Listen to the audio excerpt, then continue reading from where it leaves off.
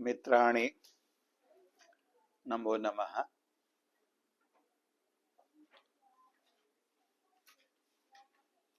पूर्व पाठे भूधातोः विधिलिंग लकारस्य प्रक्रियायाम् उपयुज्यमानानि यानि सूत्राणि तेषु स्थिताः याः पंक्तयः ताः साकल्येन व्याख्याताः। अद्य आशीर्लिंग लकारस्य प्रक्रिया आरभ्यते। तथा ही भूधातोः आशिषि अर्थे आशिषि लिंग लोटौ इति सूत्रेण लिंग लकारो विधीयते। अर्थभेदात् अस्य लकारस्य रूपेषु अपि सर्वात्मना भेदो भवति। विद्यादिषु अर्थेषु विहितस्य लकारस्य रूपाणि उक्तानि भवेत् भवेतां भवेयुः इत्यादीनि। अत्र तो आशीर्लिंगी लकारस्य रूपाणि पृथगेव भविष्यन्ति। भूयात् भूयास्तां भूयासुः इत्यादीनि। तानि रूपाणि साधयितुं सूत्राणि उच्यन्ते। सर्वप्रथमं भूधातोः आशिषि अर्थे लिंग लकारो विहितः। तस्य लकारस्य स्थाने यथा अन्येषु लकारेषु तिवादयः आदेशाः भवन्ति तथैव अत्रापि प्रथम पुरुषैकवचने परस्मैपद संज्ञकः तिप् आदेशो भविष्यति। तिपि कृते भूति इत्यस्यां स्थितौ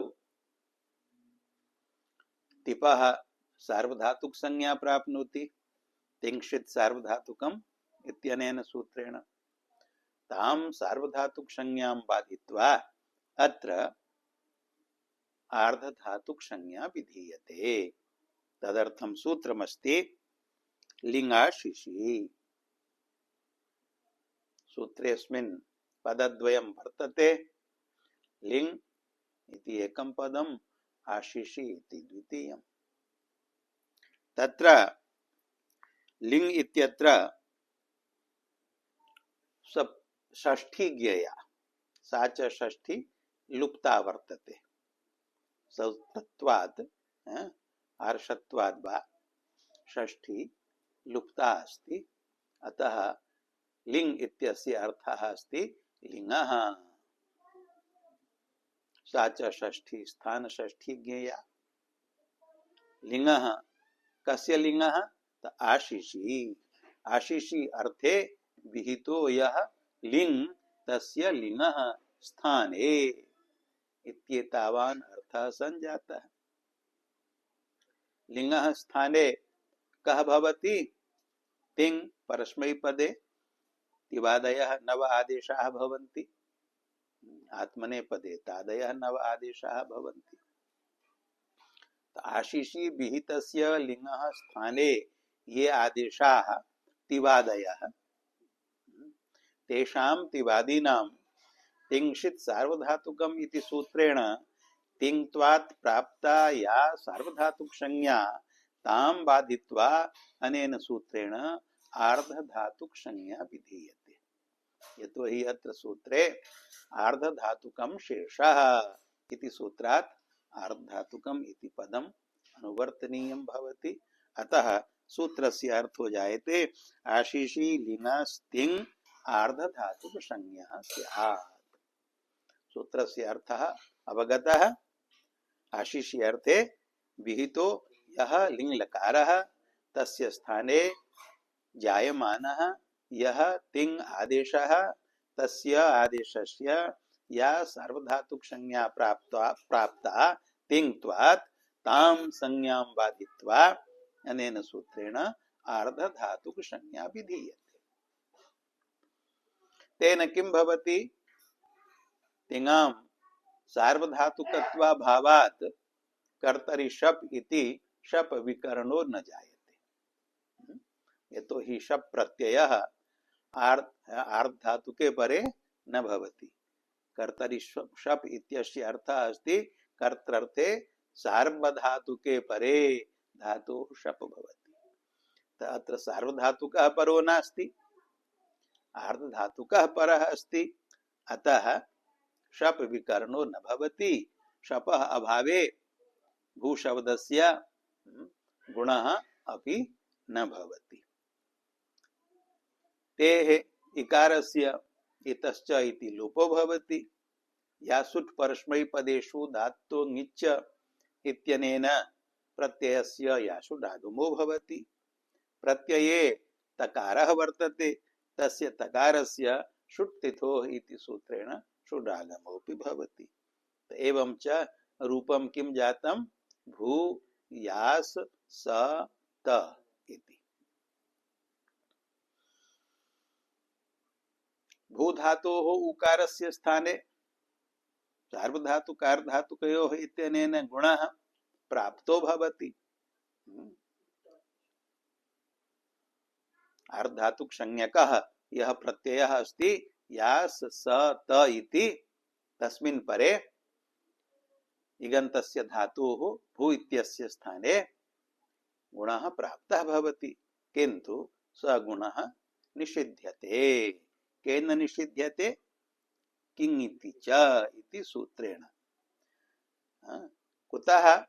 यतो हि यास स त इति यः प्रत्ययः, सः प्रत्ययः कित् संज्ञकः अस्ति, किद्वत् अस्ति। यद्यपि यासुटः ङित्वात् गिद्वत्वम् अस्ति,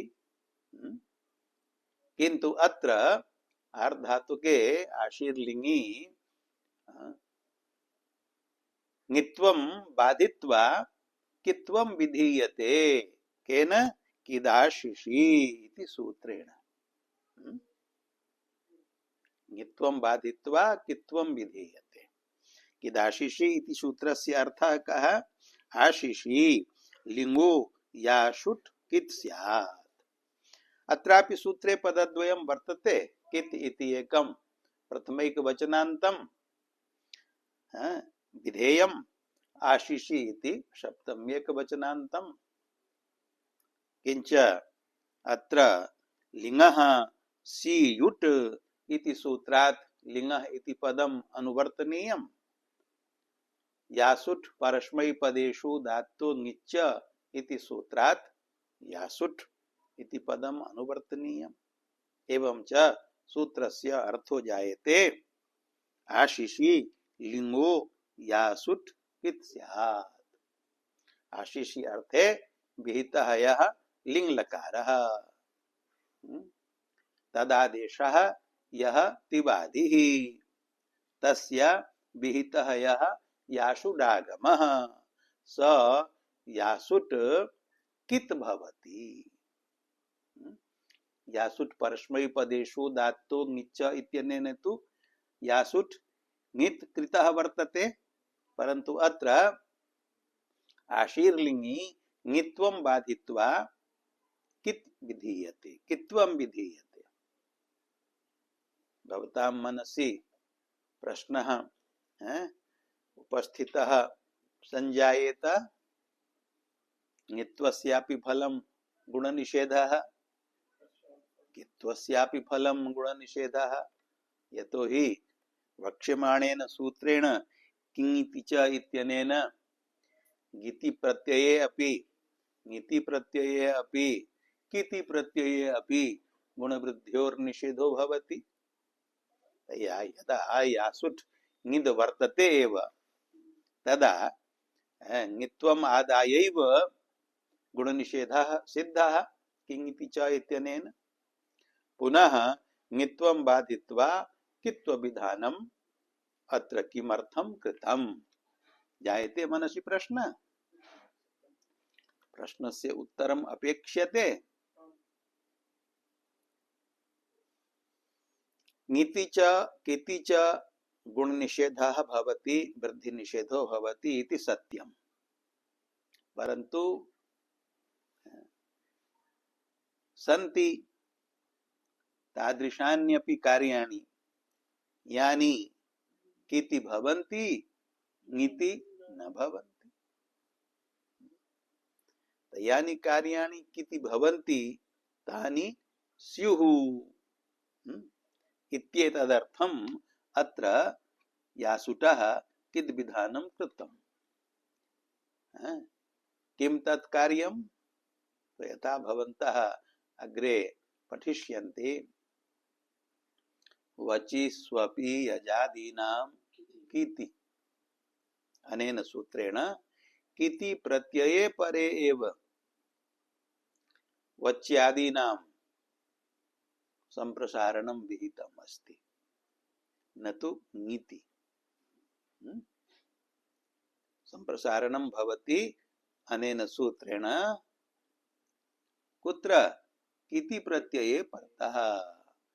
तत् किति विहितं कित्वं यथा स्यात् तदर्थम् अत्र आशीर्लिंगी यासुटः किद् विधानम् आवश्यकम्। वच धातोः आशीर्लिंगी रूपं किं भवति? उच्यात् संप्रसारणे कृते। यदि अत्र कित् करणं न स्यात् यासुटः तदा ङित्वम् आदाय गुणनिषेधस्तु भविष्यति यत्र गुणः प्राप्तः तत्र, परन्तु संप्रसारणं तु न भवितुम् अर्हति। अतः संप्रसारण सिद्ध्यर्थं वच धातोः उच्यात्, स्वप धातोः सुप्यात्, यज धातोः इज्यात्, वह धातोः उहियात्। एतादृशानि रूपाणि भवन्ति आशीर्लिंगी। तत्सिद्ध्यर्थं यासुटः कित्करणं कृतम् अस्ति। ज्ञातं? समाधानं जातम्? एवमेव जागृ धातोः विधिलिंगी किं रूपं भवति? जाग्रियात्। आशीर्लिंगी किं रूपं भवति? जागर्यात्। तत्र गुणो भवति। आशीर्लिंगी किति परे गुणो भवति, विधिलिंगी ङिति परे गुणो न भवति। यतो हि तत्र ङिति गुणः प्रतिषिद्धः अस्ति, किति न प्रतिषिद्धः अस्ति। जाग्रो विचिन्नल ङित्सु इत्यनेन सूत्रेण जागृ धातोः विभिन्न चिण भिन्न नल भिन्न निद भिन्न प्रत्ययेषु परेषु गुण विधानं कृतम् अस्ति। वि चिण नल निद भिन्नः प्रत्ययः कित् प्रत्ययः अपि अस्ति। तस्मिन् प्रत्यये गुणो भवति। तेन किं रूपं जायते आशीर्लिंगी? जागर्यात्। यदि कित् करणं न स्यात् तर्हि तत्रापि गुणो न भवितुं शक्येत। अतः कित् करणम् आवश्यकम् आशीर्लिंगः यासुटः। यासुटः कित्वात् भूधातोः प्राप्तस्य उकारस्य सार्वधातुकार धातुकयोः इति सूत्रेण प्राप्तस्य गुणस्य निषेधो भवति। केन निषेधो भवति? ङिति च इति सूत्रेण। गिति किति ङिति च प्रत्यये इग लक्षणे गुणवृद्धि न भवतः इति सूत्रस्य अर्थः अस्ति। अत्र सूत्रार्थ विचारो विधेयः। किंति च इति सूत्रे पदद्वयं वर्तते। ङिति इति सप्तम्यन्तम् एकवचनान्तं च इति अव्ययम्। ङिति इत्यत्र ग क ङ एतेषां त्रयाणां व्यञ्जन वर्णानां समाहार द्वन्द्वः समासो वर्तते। ग च क च ङ च इति कं उच्चारणे काठिन्यम् अस्ति।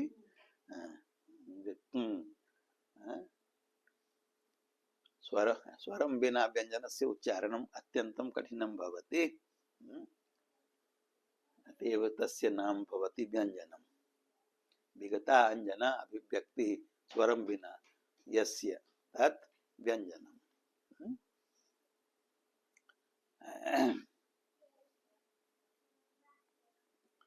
नान्तरेणाचं व्यंजनस्य उच्चारणम् अपि भवति इति भाष्यवाक्यम्।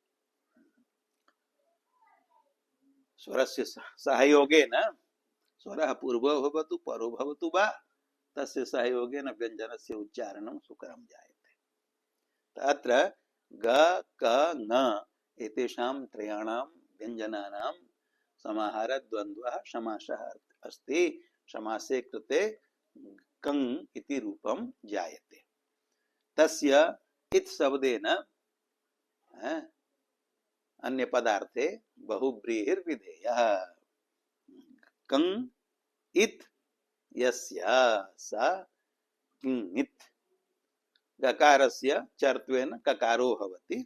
सूत्रे ककारद्वयं दृश्यते। प्रथमः ककारः गकारस्य स्थाने चर्त्वेन जातः अस्ति। किंगित तस्मिन् सप्तम एकवचने किंगिति इति रूपम्। द्वन्द्वान्ते श्रूयमाणं पदम् अस्ति इत पदम्। अतः तस्य द्वन्द्वघटकेन प्रत्येकेन गकारेण ककारेण नकारेण च अन्वयो विधेयः।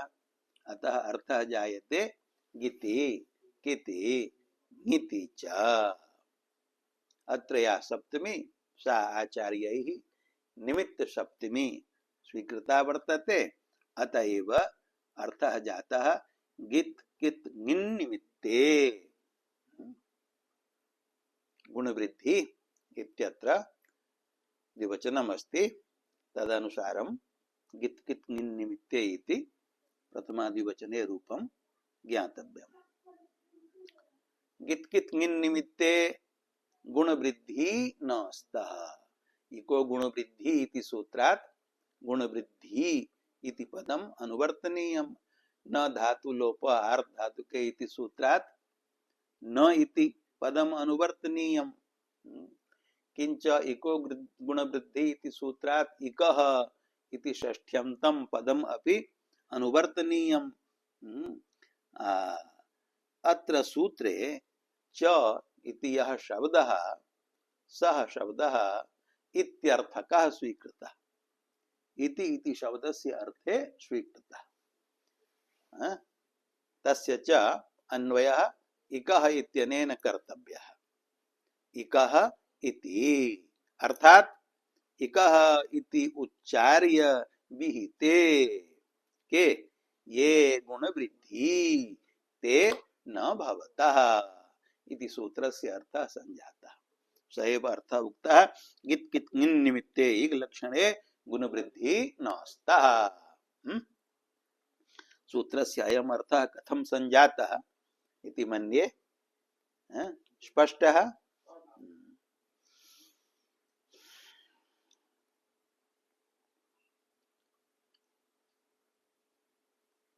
अत्र गित ग्रहणं किमर्थम्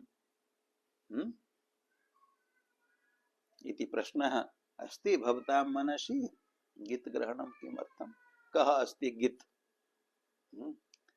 यन्निमित्तकस्य गुणस्य वा वृद्धिर्वा निषेधो अनेन कर्तव्यः। कः अस्ति गित। कितः तु प्रत्ययाः बहवः भवद्भिः ज्ञायन्ते। ङितः अपि ज्ञायन्ते। यासुट् विधिलिङ्गि ङित् वर्तते आशीर्लिङ्गि कित् वर्तते। ङितं कितं जानन्ति। गित कः अस्ति यदर्थम् अत्र गित ग्रहणं कृतं। कुत्र ङिन् निमित्तकः गुणः प्राप्तः यस्य निषेधः अनेन सूत्रेण कर्तव्यः। स्मरन्ति नहीं। ग्लाजिस्थश्च ग्ष्णुः ग्ष्णुः तत्र ग्ष्णुः इति गित् प्रत्ययः वर्तते। गकारस्य इति संज्ञा अस्ति। इति संज्ञायां लोपे स्नु इति अवशिष्यते। ग्ला धातोः जी धातोः स्था धातोश्च विष्णु प्रत्ययः जायते। ग्लाष्णुः जिष्णुः स्थास्नुः इति रूपाणि साध्यन्ते। तत्र जी धातुः विष्णु प्रत्यये प्रत्ययस्य गित्वात् तन्निमित्तकः यः गुणः प्राप्तः जी धातोः इकारस्य सार्वधातुकार धातुकयोः इत्यनेन तस्य निषेधः अनेन क्रियते। गिन् निमित्तकस्य गुणस्य निषेधः क्रियते, अतः इकारस्य गुणो न भवति, जिष्णुः इत्येव रूपं जायते। सकारस्य षत्वे नकारस्य णत्वे जिष्णुः रूपं जायते। तत्र इदमपि आशंकितुं शक्यते यत् प्रत्ययः गिदेव किमर्थं कृतः, कितेव क्रियता, कित एव क्रियता। ग्लाजिस्थश्च क्ष्णुः क्रियता। किमर्थं प्रत्यये गकारस्य इत्संज्ञा कृता, गकारस्य उच्चारणं किमर्थं कृतं। ककारस्य उच्चारणं अनुबन्धत्वेन करणीयं।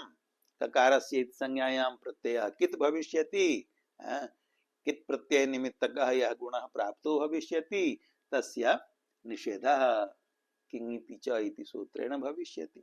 अत्र सूत्रे गकारस्य उच्चारणं न कर्तव्यं भविष्यति। यदा विष्णुः प्रत्ययः कृष्णुः क्रियते तदा अयं लाभो भविष्यति यत् किङिति च इति सूत्रे गकारस्य उच्चारणस्य आवश्यकता न भविष्यति। कित् ङिन् निमित्ते इग लक्षणे गुणवृद्धि नास्तः इत्येव सूत्रस्य अर्थः कथयिष्यते। तस्य समाधानं किमस्ति। यदि विष्णु प्रत्ययस्य स्थाने कृष्णुः प्रत्ययः करिष्यते तदा किं भविष्यति प्रत्ययस्य कित्वात् तस्मिन् किति कृष्णु प्रत्यये परे आकारान्तः स्था धातुः वर्तते, तस्य स्था धातुः आकारस्य स्थाने ईकारः आदेशः प्राप्तो भविष्यति। केन? घू मा स्था घा पा जाति साम हलि किति प्रत्यय भवति। ईत्वं यः स्था धातुः वर्तते, सूत्रे पठितः अस्ति स्था धातुः, तस्य स्था धातुः कृष्णु प्रत्यये परे ईत्वस्य प्राप्तिर्भविष्यति। अनिष्टापत्ति रूप प्रसंगः स्यात्। तन्निवारणाय प्रत्ययस्य कित्वं न कृतम् अपितु गित्वं कृतम्। गित्वे कृते तस्मिन् परे तन्निमित्तक गुणस्य निषेधाय अत्र सूत्रे गकारस्य उच्चारणम् आवश्यकम्। अतः यथा किति प्रत्यये यथा गिति प्रत्यये ङिति प्रत्यये तथैव गिति प्रत्यये अपि गुणवृद्धि निषेधः कर्तव्यः इति सूत्रार्थः संजातः। गित् कित् ङिन् निमित्ते इग लक्षणे गुणवृद्धि नास्तः।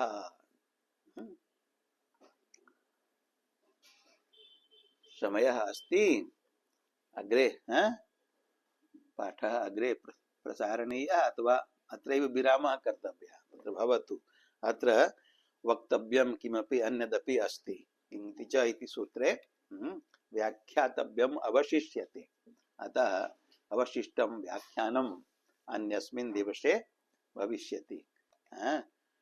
श्वस्तु पाठविरामो भविष्यति, अतः परश्वः व्याख्याने किङिति च इति सूत्रस्य अवशिष्टं व्याख्यानं विधास्यते। तदनन्तरं रूपसिद्धिर्भविष्यति। रूपसिद्धिस्तु संजातः एव भूयास सत इत्यत्र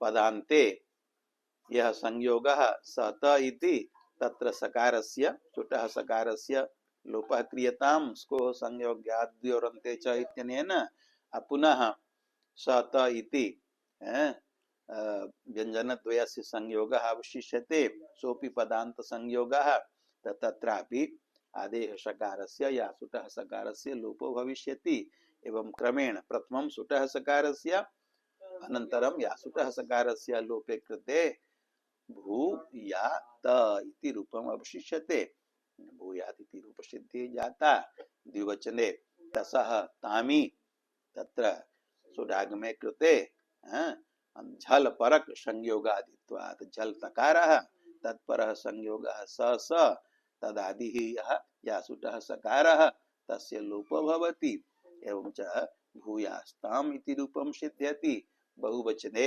भूयासुस् सम्मेलने भूयासुस् ऋत्वे विसर्गे भूयासुः मध्यम पुरुषैक वचने शिपि यथा प्रथम पुरुषैक वचने भूयात् तथैव मध्यम पुरुषैक वचने भूयास अन्त्यस्य सकारस्य ऋत्वे विसर्गे भूया इति रूपं द्विवचने थशः तमि भूयास्तम बहुवचने थस्य तादेशे भूयास्त उत्तम पुरुषैक वचने मिपः अमि भूयासम द्विवचने वसः बहुवचने मसः सकारस्य नित्यंगितः इति लोपे भूयास्व भूयास्म इति रूपम् एवं रूपाणि तु सिद्धानि परन्तु किंति च इति सूत्रस्थं यद् व्याख्यातव्यं तत् व्याख्यास्यते परश्व।